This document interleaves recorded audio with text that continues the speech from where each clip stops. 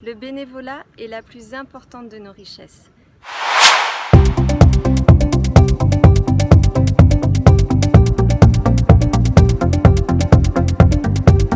Je suis une lutteuse, dirigeante bénévole, membre du Paris Lutte Olympique, qui est un modèle économique vertueux fondé sur le bénévolat et les seules cotisations de ses adhérents.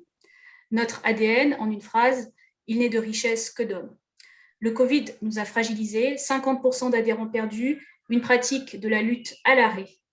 Nous avons surtout mesuré à quel point nous étions invisibles dans le discours public.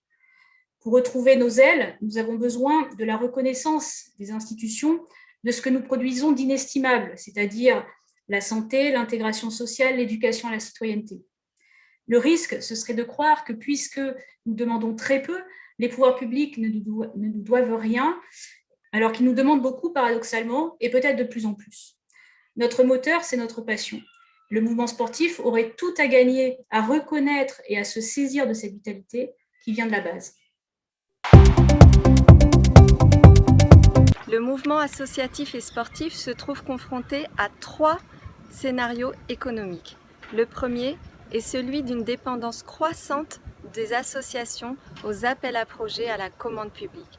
Le second est celui d'une évolution vers un modèle entrepreneurial empruntant les codes de la gestion des entreprises. Le troisième, plus durable, est celui d'une diversification des ressources permettant aux associations comme aux fédérations de créer les conditions de la pérennité de leurs projets politiques sans que la gestion ne prenne le dessus. Le bénévolat est la plus importante de nos richesses.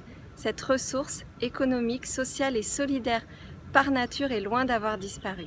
Elle est essentielle à la société comme au contenu de nos activités physiques et sportives. Elle n'attend ni rémunération, ni statut, mais une reconnaissance à travers des moyens publics, de la formation et du temps libéré.